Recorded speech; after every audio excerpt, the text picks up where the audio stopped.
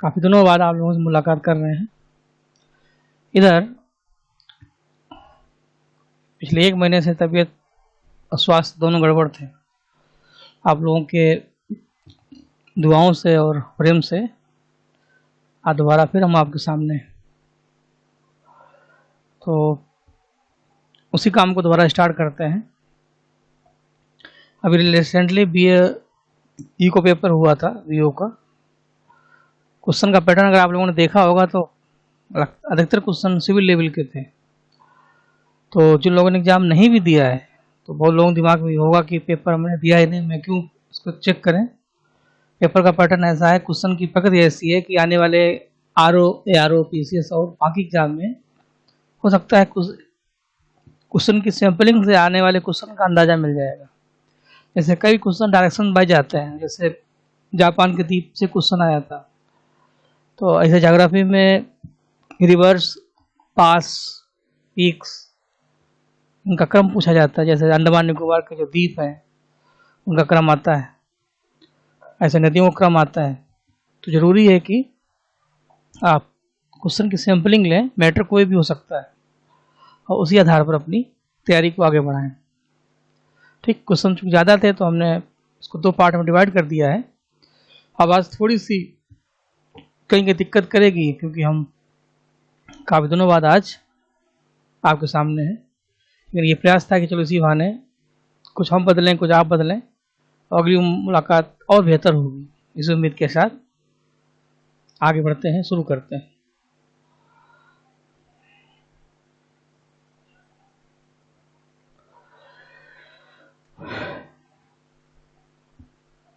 निम्नलिखित में से कौन सा जापान के 4 प्रमुख द्वीपों का उत्तर से दक्षिण तक सही क्रम प्रदर्शित करता है?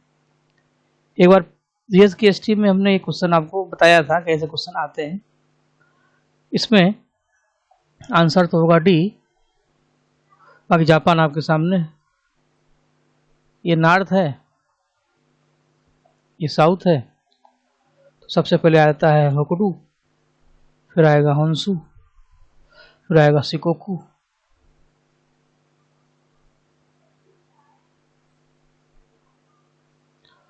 और क्यूशू सबसे लास्ट में। शिकोकू सबसे छोटा द्वीप है और होन्शु सबसे बड़ा द्वीप है। ठीक, इस टाइप से क्वेश्चन इसमें बनेंगे। और इसी फ्रेम में चाहे तो कोई भी टॉपिक रख दें, अंडमान निकोबार के भी पा सकते हैं। तो ये सब चीज़ें आपको देखनी है। आगे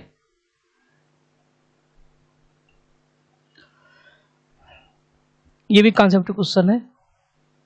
आंसर तो आपका ए है, बात वो नहीं क्यों ये है, महत्वपूर्ण ये है। बट ज्योग्राफी में देखिए क्या है, विश्व के अधिकांश ट्रॉपिकल डेजर्ट्स 15 से 30 नॉर्थ एंड साउथ लेटीट्यूड में जो कॉन्टिनेंट्स है, महाद्वीप के पश्चिमी किनारों पर स्थित हैं। ये कथन है और बिल्कुल सही है। जितने भी डिजर्ट्स हैं, डिजर्ट 2 प्रकार के होते हैं, जिनमें ट्रॉपिकल और सब ट्रॉपिकल। जो ट्रॉपिकल डिजर्ट्स हैं उनकी सबसे बड़ी पहचान है कि कर्क रेखा और मकर रेखा के आसपास वो मिलते हैं। और इस इमेज के अनुसार अगर चलें तो ये आपकी ट्रॉपिक ऑफ कैंसर है, कर्क रेखा, और नीचे आए तो ये है ट्रॉपिक ऑफ कैप्रिकॉर्न, मकर रेखा।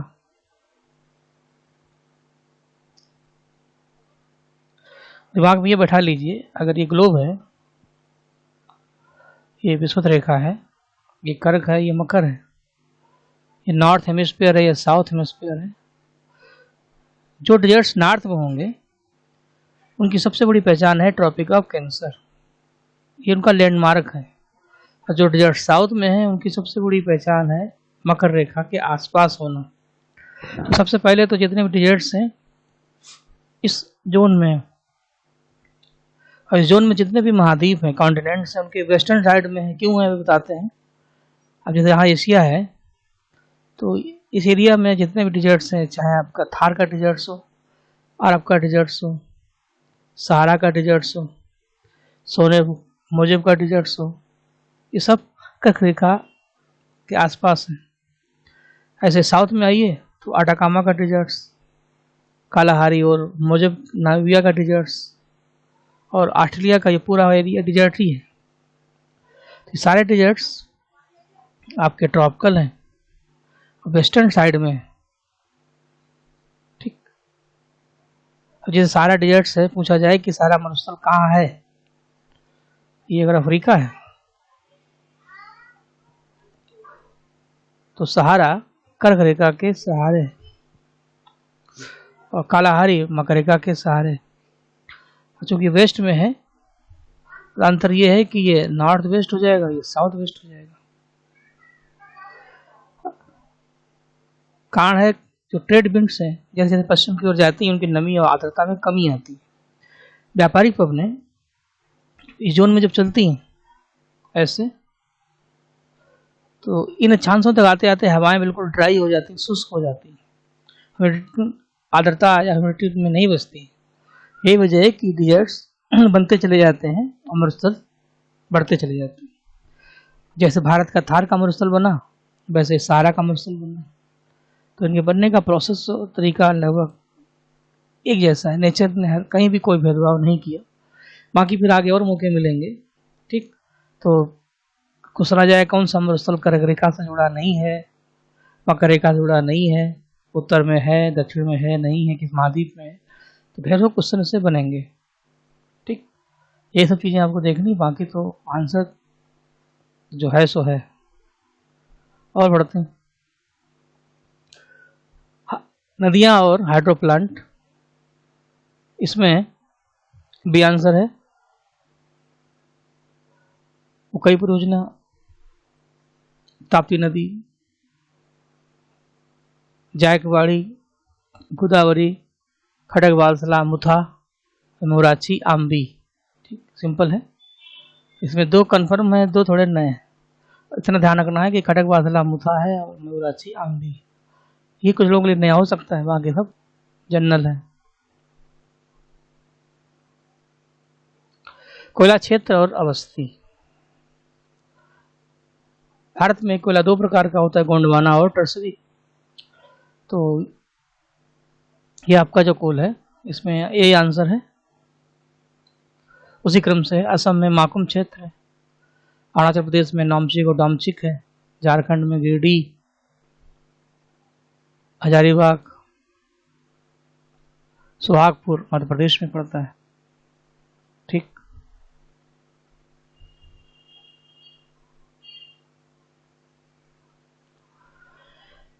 अब आते हैं इकोनॉमिक्स में। 2019-20 के लिए फिस्कल डिफिसिट सरकार ने रखा है टारगेट जीडीपी का 3.3%। और कौन सा राज्य भारत की धारणी विकास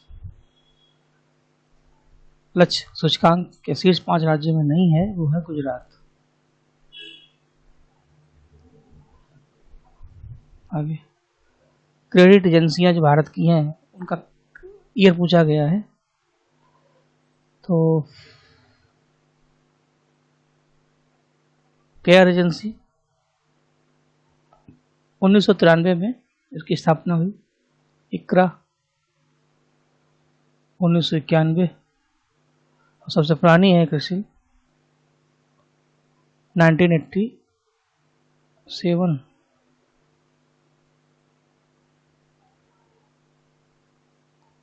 और क्रम हो जाएगा ऐसे 3, 2, 1। ठीक, सार्वजनिक क्षेत्र के बैंकों का एकीकरण, इसमें लगभग सभी आंसर सही होंगे। वित्त बेहतर रुकेगी, ठीक है, पूंजी पर आसान पहुंच होगी क्योंकि वर्किंग लोड बढ़ कम हो जाएगा, भौगोलिक स्तर तक विस्तार होगा, बैंकें सारी आपस में कनेक्ट हो जाएंगी और वर्ल्ड लेवल की हम सुविधाएं दे पाएंगे। एंशिएंट हिस्ट्री में सप्तसाहस्री संहिता महाभारत को बोलते हैं। और कार्दम छत्रप जो थे उन्होंने किस धातु के अति दुर्लभ सिक्के चलाए, वो थे रजत के। ठीक है, मुझ के साधन और दर्शन, इसमें भी आंसर सही होगा। न्याय दर्शन तर्क पर ज़्यादा भरोसा करता था, मीमांसा वैदिक अनुष्ठान पे, वेदांत दर्शन आत्मज्ञान पे, और सांख्य वास्तविक ज्ञान के ग्रहण पे।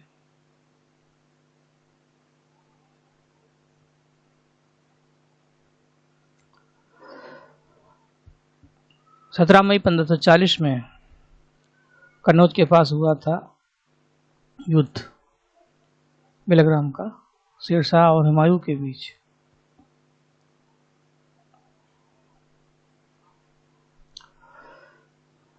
किस प्रमुख कांड से गांधी जी ने 1922 में अशोक आंदोलन वापस लिया? ये सबको पता है कि चोरी में 5 फरवरी 1922 को चोरी कांड हुआ था। इस घटना को गांधी जी ने इशू बनाया। उनके अनुसार पब्लिक अभी पूरी तरीके से मैच्योर नहीं है, आंदोलन क्यों ना बंद कर दिया जाए। और गांधी जी ने इसी के आधार पर आंदोलन बंद किया और 12 फरवरी 1922 को यह आंदोलन कैंसिल हो गया। और इसके परिणाम स्वरूप भारत में क्रांतिकारी आंदोलन आगे बढ़े और जो सीनियर लोग थे उन्होंने स्वराज पार्टी जैसी संस्था बनाई। गांधी जी को जेल में रख दिया गया। आंदोलन यहाँ से पूरी तरीके से डाइवर्ट हो गया।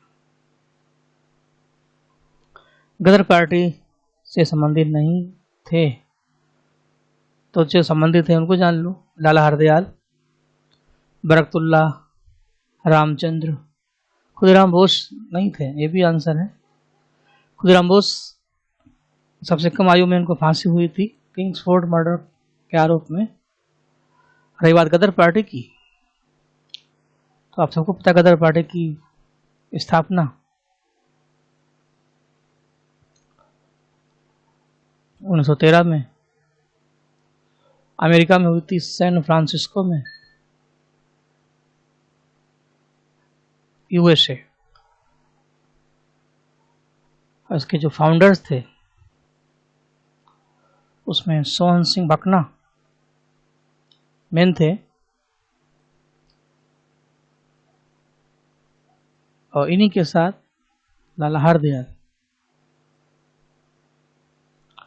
वहाँ की बरकतुल्ला, भाई परमानंद, करतार सिंह सराबा, रामचंद्र, ये इसके मेंबर्स थे, राजा महेंद्र प्रताप सिंह। और इसी गदर पार्टी से संबंधित घटना घटी थी कामाघाटा मारू 1914।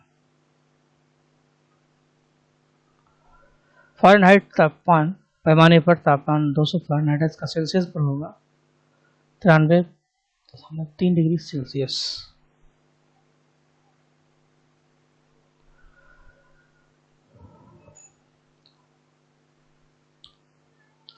मूलाधिकार और अनुच्छेद क्लियर है, सिंपल है। उपाधियों का निषेध संविधान में अनुच्छेद 18 में उपाधियों का अंत है। धार्मिक मामलों में प्रबंधन अनुच्छेद 26 से 28 में धार्मिक सुनता है, उसी में 26 में धर्म को चलाना, 25 में धर्म को अपनाना। मॉनिटरी भाषा संरक्षण 29 है, 29-30 ये दो अनुच्छेद अल्पसंख्यक वर्गों के लिए। शिक्षा का अधिकार 21A में है 86 अमेंडमेंट के अनुसार। तो आंसर देखिए क्या होता है, इका 3,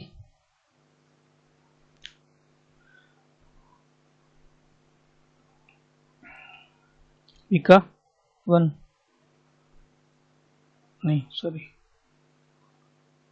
इका 4 डी होगा।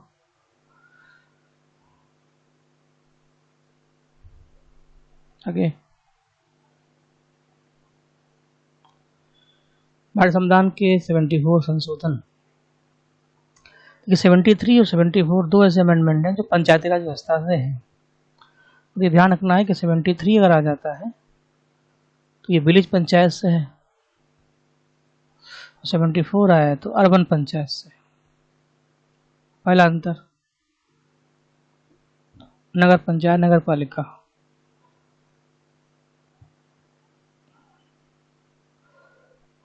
तो 74 संशोधन के अनुसार संविधान में एक नई अनुसूची जोड़ी गई, वो थी 12वीं। 73 में 11वीं थी, और ये नगर पालिकाओं की कार्यप्रणाली को बताता है। इसमें महिलाओं के लिए 1/3 रिजर्वेशन भी है कम से कम। ये केवल कुछ राज्यों में है, बस यही गड़बड़ है। लगभग भारत में हर राज्य में नगर पालिका है, तो यही गलत है, बाकी पहला दूसरा तीसरा सही है। तो पंचायती राज व्यवस्था से क्वेश्चन आते रहते हैं, तो दोनों अमेंडमेंट पढ़ लीजिएगा, और बाकी 73 74 जो पढ़ेंगे तो 11वीं 12वीं अनुसूची भी आ जाएगी। 11वीं पंचायत में ग्राम पंचायत है, आर्थिक और सामाजिक नियोजन संवर्धित सूची का विषय है, और केंद्र राज्य दोनों को कानून लाने का अधिकार है। तो इसीलिए शिशु और अवयस्कों के लिए आर्थिक सामाजिक योजना के लिए विधि निर्माण की शक्तियां केंद्र राज्य दोनों को प्राप्त है।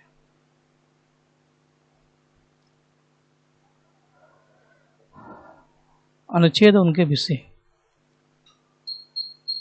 अनुच्छेद 51 में 51A में मूल कर्तव्य है, अनुच्छेद 50 में अंतर्राष्ट्रीय शांति और सुरक्षा है। तो 50 में कार्यपालिका न्यायपालिका से पृथकीकरण है, तो 50 चूंकि 1 में है और न्यायपालिका को कार्यपालिका अलग करना 1 में, यह टीका 3 संयोग से टीका 3 1 में मिल भी रहा है। बाकी अगर नहीं भी दिमाग में आ रहा है तो भी चलेगा, तो फिर भी आप इसको मिला लेना, थोड़ा सा डीपली पूछा गया है। ठीक,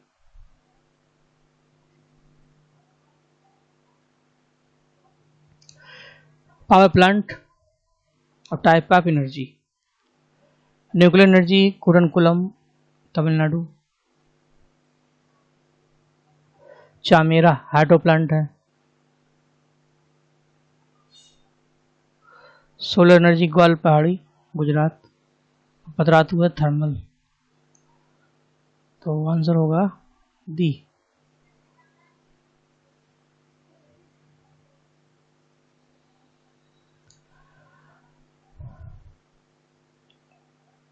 भूगर्भ सर्वेक्षण के अनुसार भारत में कोयले का जो भंडार है 293 टन है। ये आंकड़ा बदल चुका है। इसमें 2019 की जो रिपोर्ट है उसके अनुसार 319 बिलियन टन भारत में कोयले के भंडार हैं। तो पहला तो गलत हो गया। कोयले के परमाणु भंडारों का आधे से ज़्यादा झारखंड उड़ीसा राज्यों में सही है, तो डी आंसर इसका होगा। सबसे अधिक कोयला का भंडार झारखंड, झरिया, बोकारो, रानी, गिरडी, हजारीबाग। जनसंख्या की 10 से दूसरा और क्षेत्र 10 से तीसरा राज्य है महाराष्ट्र। बाई पॉपुलेशन अगर देखते हैं तो आपको पता है कि पॉपुलेशन में यूपी, महाराष्ट्र, बिहार और वेस्ट बंगाल।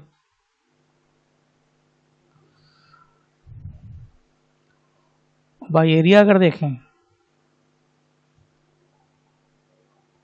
तो राजस्थान, मध्य प्रदेश और महाराष्ट्र। तो क्षेत्रफल के अनुसार थर्ड है, पॉपुलेशन के अनुसार सेकंड है। ठीक, चलो आगे। जनजातियां और उनकी लोकेशन, इसमें आंसर भी होगा। मिलाते हैं। जरवा जनजाति अंडमान निकोबार में पाई जाती है। कुकी जनजाति मध्य प्रदेश मणिपुर में पाई जाती है। थारू उत्तर प्रदेश में है और गोंड मध्य प्रदेश में है। ठीक भाई, आगे बढ़ता हूँ। बायोस्फीयर रिजर्व और उनका स्टेट लोकेशन सिंपल है, लेकिन फिर भी कभी छोटी छोटी चीजें हल्के में लोग हल्का कर देती हैं। नोक्रेक मेघालय, मानस असम, सिमलीपाल उड़ीसा, अगस्तमलाई केरल। हो जाएगा सी।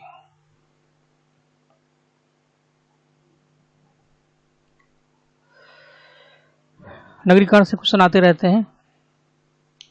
नगरीकरण में जो चीज़ें आपको बतानी वो ये है, भारत में अर्बन पॉपुलेशन जो हमारी है,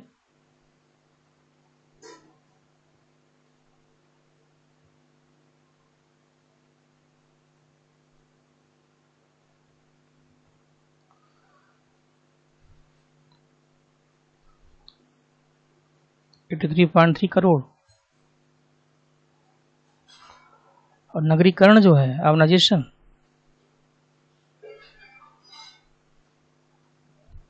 अर्बन एरिया 30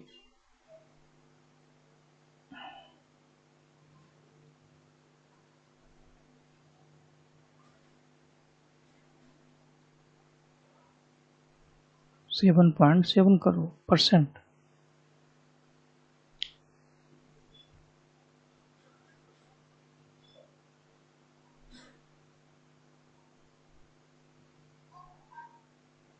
नहीं,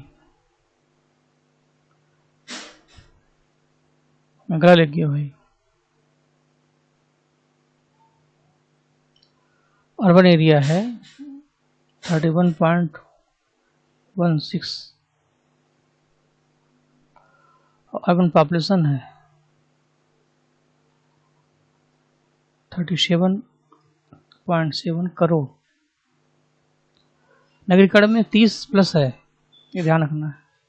100 में से माइनस कर देंगे, जो 83 करोड़ आएगा वो ग्रामीण हो जाएगा। लेकिन जो हमारे 6 मेगा सिटी हैं उसमें से 2011 की जनगणना के अनुसार देश की सबसे ज़्यादा जनसंख्या प्रथम श्रेणी के नगरों में रहती है, और जो रहती है वो है आपकी 70% के आसपास। क्वेश्चन आता है भारत में सबसे ज़्यादा नगरीय संख्या किस प्रकार के नगरों में है, तो आंसर होगा प्रथम श्रेणी के नगरों में। तो जबकि इसमें ऑप्शन दिया है 60, तो ये गलत हो जाएगा। और 10 लाख से अधिक जो नगर है वो 53 है, ये सही है, ठीक। बात करें राज्यों में किसमें 100 बालिकाओं पर सबसे अधिक बालकों की संख्या है, सीधे सीधे बोले तो इन राज्यों में सबसे बेहतर बाल लिंगानुपात किसमें है, तो बाल लिंगानुपात देखिए पंजाब में भी गड़बड़ है, हरियाणा में भी गड़बड़ है, बिहार में भी। इसमें आंसर होगा पश्चिम बंगाल, इन तीनों की तुलना में।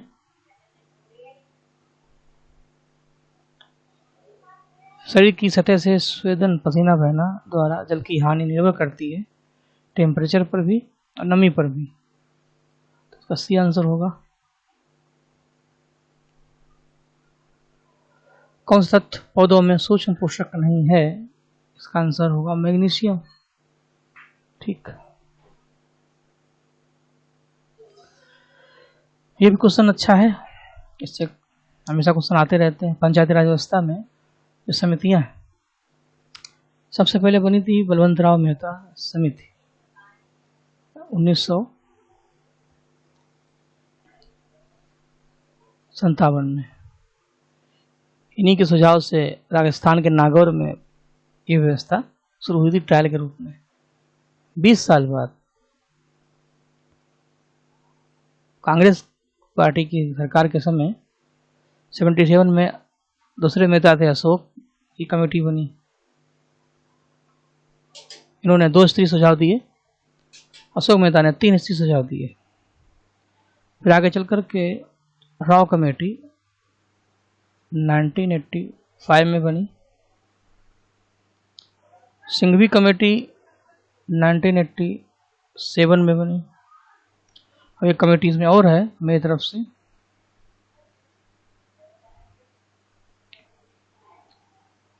थुंगन कमेटी।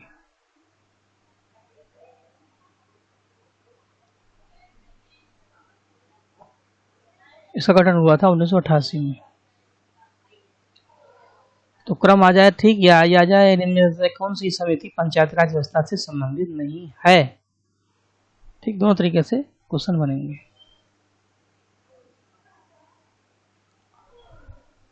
रक्त में ग्लाइकोसिलेटेड हीमोग्लोबिन का मापन किसके प्रबंधन के लिए लाभदायक है? डायबिटीज, मधुमेह। संविधान में किस कर्तव्य को मौलिक कर्तव्य के रूप में माना गया? देश की रक्षा करना हमारा कर्तव्य है, आयकर अदा करना कोई कर्तव्य नहीं है। सामाजिक संस्कृति का संरक्षण, सार्वजनिक संपत्ति का संरक्षण। दूसरा हटा दीजिए, 1, 3, 4 डी आंसर होगा।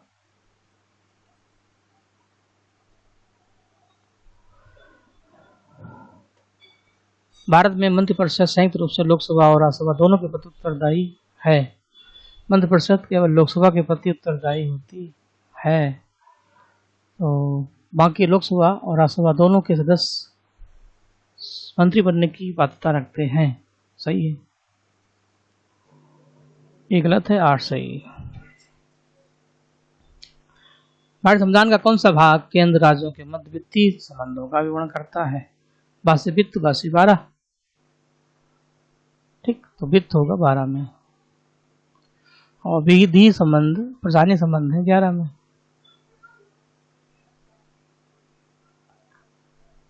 अप्रत्यक्ष करों को प्रतिगामी कर क्यों कहते हैं? क्योंकि ये सभी आय समूह पर समान दरों पर लगाए जाते हैं। भारत 5 ट्रिलियन डॉलर की अर्थव्यवस्था के लक्ष्य कब तक प्राप्त करेगा? 2024 तक। ठीक है। 15वें वित्त आयोग के संबंध में क्या सही नहीं है? 15वां वित्त आयोग का गठन हुआ था 2017 में, सही है। एन.के. सिंह इसके अध्यक्ष हैं। आयोग के सुझाव 2020-25 के अवधि के लिए होंगे। आयोग को 30 अक्टूबर तक अपना प्रतिवेदन प्रस्तुत करने को कहा गया था, ये नहीं, क्योंकि जब 2020 से ही ये वर्किंग में आएगा आज सुझाव, तो प्रतिवेदन 20 में कैसे हो सकता है, इसलिए ये गलत है। पल्लव शासक, पल्लव वंश दक्षिण भारत का एक प्रमुख वंश था, और इसमें से जो आंसर है वो बताने से पहले थोड़ा सा हिस्ट्री समझा दें आपको। भारत की जमी वही है, भौगोलिक स्वरूप वही है, समय के अनुसार सत्ता परिवर्तन होता गया और सल्तनतें आती गईं और जाती गईं। उसी कड़ी में आज का जहाँ मद्रास है, जो तमिलनाडु है, यही पहले संगम काल में इसको हम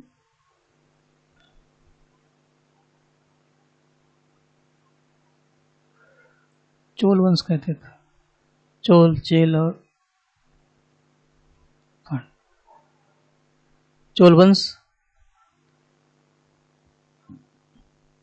के अवशेषों पर आगे चल करके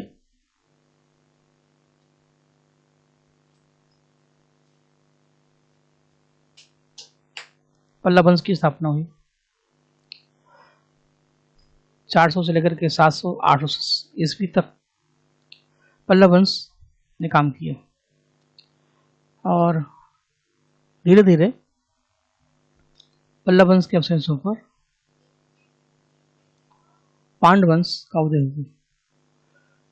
लगभग 9वीं से 10वीं शताब्दी के आसपास पांड्य, और उसी समय अलाउद्दीन खिलजी और बाकी लोग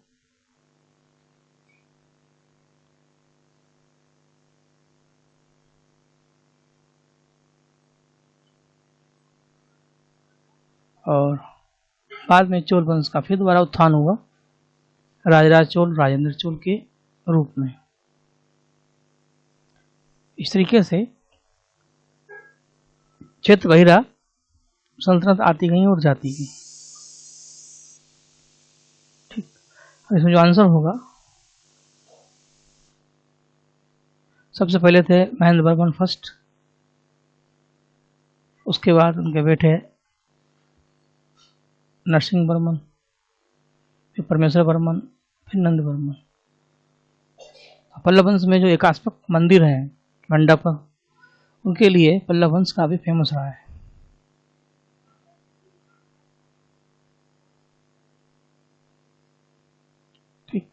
इसमें पल्लव के बाद चोल आएंगे, चोल के बाद फिर पांड्य आएंगे। थोड़ा सुधारना पड़ेगा, क्योंकि अलाउद्दीन खिलजी मलिकाफुर के समय पांड्य भाई थे जिनको काफी हरा नहीं पाया था। तो इसमें पहले हुआ चोल, फिर पल्लव, फिर चोल, फिर पांड्य। ठीक है, इसको देख लेना।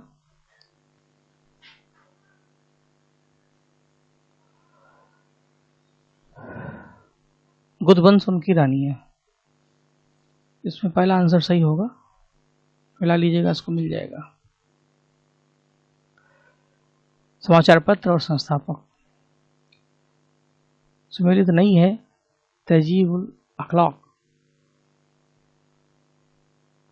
ये पेपर है सर सैयद अहमद खां का। आगे अल हिलाल अल बिलाल आज़ाद का है, न्यू इंडिया और कॉमनवेल्थ यूनिवर्सिटी का है। संवाद कौमुदी राजा राम मोहन राय का।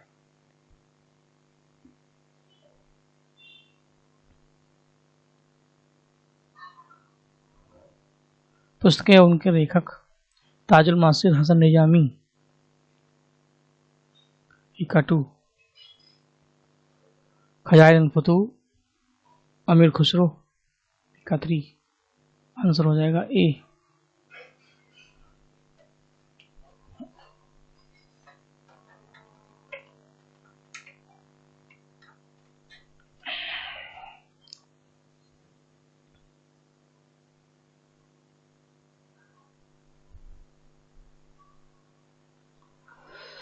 आयोग और उनके अध्यक्ष।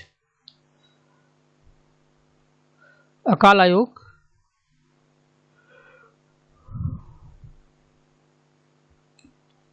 एंटनी मैकडोनल्ड के समय आया था, राउजी के समय।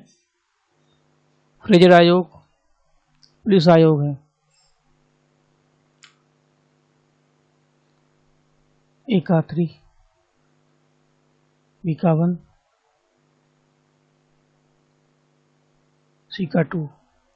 मानकृत के समय सिंचाई आयोग और आवासन के समय रेलवे आयोग। आवासन यानी रेलवे, मानकृत सिंचाई, मैकडोनाल्ड अकाल और फ्रेजर पुलिस। इस तरीके से को याद रख लीजिएगा। लाला लाजपत राय के संबंध में क्या कथन सही नहीं है, सही है सॉरी। अशोक आंदोलन के पक्ष में वो नहीं थे, बाद में उन्होंने गांधी जी का सपोर्ट किया, जैसे एनी बेसेंट मोतीलाल ने किया था। लेकिन जब अशोक आंदोलन गांधी ने छोड़ दिया तो लाला लाजपत राय थोड़े से नाखुश हुए, और स्वराज पार्टी की स्थापना में उनका भी इनडायरेक्टली रोल है। तो दोनों ही सही हो जाएंगे। डलहौजी की हड़पनी थी। डॉक्ट्रिन ऑफ लेफ्ट्स में जो रजवाड़े हैं उनका क्रम पूछा गया। आइए देखते हैं। सतारा,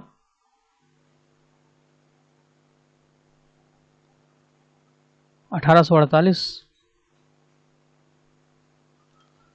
बघाट, सॉरी झांसी है ना, 1853,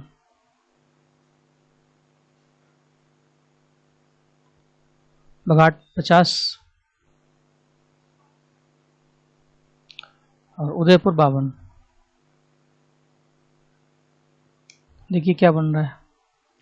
सबसे पहले सतारा, 48, 50, 1 3 4 2 सी आंसर होगा।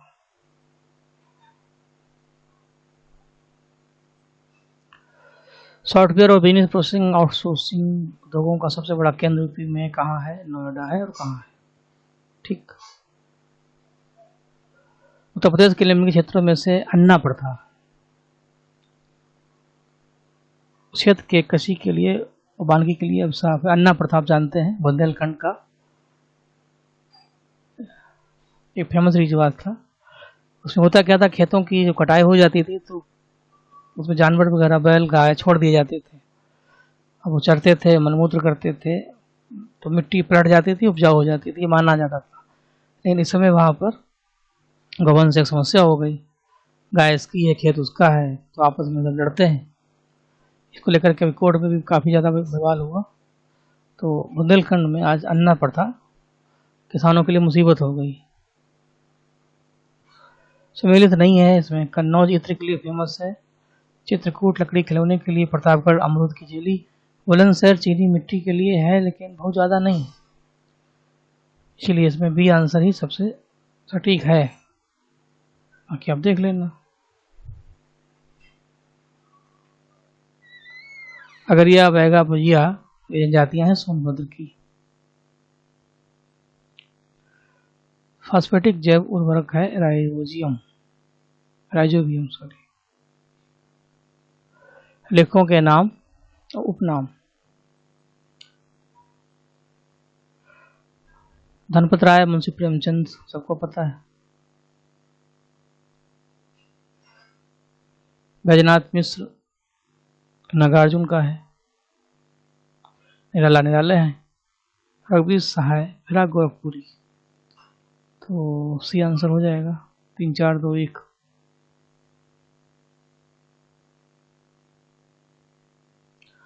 ग्रीन पीस इंडिया द्वारा जनवरी 2020 में जारी रिपोर्ट के अनुसार भारत के 287 नगरों में से सबसे ज्यादा प्रदूषित नगर झारखंड का झरिया। तो आज की सेवा समाप्त है। कुछ दिक्कत है, थोड़ी थकान लग रही है, लेकिन ये था कि चलना जरूरी है, रुकना मना है। आगे नई उम्मीद के साथ फिर मिलेंगे। अपना ध्यान रखिएगा। और बाकी के जो 50 क्वेश्चन है लाते हैं एक नई एनर्जी के साथ। ठीक, थैंक यू, धन्यवाद।